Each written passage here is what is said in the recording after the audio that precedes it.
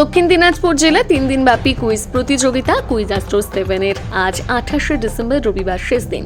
শুক্রবার 26শে ডিসেম্বর থেকে শুরু হয় প্রতিযোগিতা, চলবে রবিবার পর্যন্ত। দক্ষিণ দিনাজপুর জেলার কুইজ সংস্থার উদ্যোগে আয়োজিত এই প্রতিযোগিতায় মোট 12টি দল অংশগ্রহণ করেছে। শুক্রবার দুপুর 1টায় লিগ ম্যাচের মাধ্যমে প্রতিযোগিতার সূচনা হয় এবং বিকেল 4:30টায় অনুষ্ঠিত হয় উদ্বোধনী অনুষ্ঠান। আজ 28শে ডিসেম্বর রবিবার বিকেল 5টায় গ্র্যান্ড ফিনাল এবং রাত 9টায় পুরস্কার বিতরণী অনুষ্ঠান অনুষ্ঠিত হবে।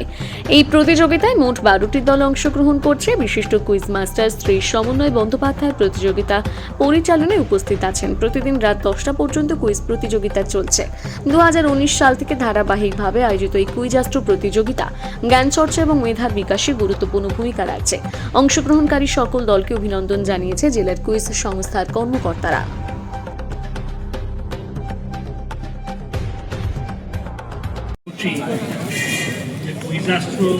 কথা দিয়েছিলেন, কথা রেখেছেন। আমি বলেছিলাম কুইজের প্রশ্নে আমাকে প্রশ্ন করা যাবে, তাইলে ধরা পড়ে যাবো যে জানি। আজকে চমৎকার উত্তর দিয়েছ সব। দেখুন, অনেক সময় প্রশ্ন ওঠে যে কেন এই কোথায় কি সিনেমার ইন্টারভিউ সত্যজিৎ, সেখানে চাঁদের ওজন, তখন একজন ইন্টারভিউয়ার বলছে চাঁদের ওজন দিয়ে আমি কি করব।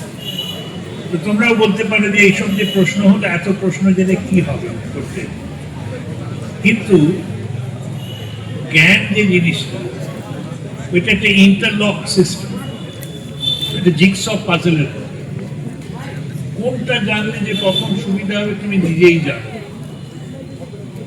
কার্জন, লেডি কার্জন বললে, কার্জন বঙ্গভঙ্গ করেছিলেন 1905 সালে, কিন্তু কার্জনের স্ত্রী আবার কাজিরাঙ্গা করেছে।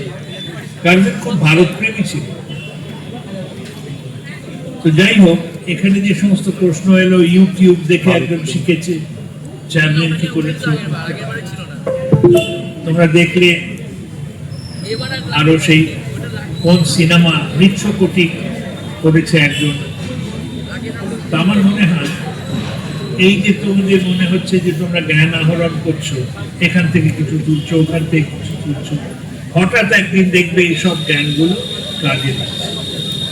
তো আমার ট্রেন ধরতে হবে, আমি না হলে আরো বসে আরো কিছুক্ষণ শুনতাম যে তোমাদের জ্ঞান আমার থেকে অলরেডি কত বেশি।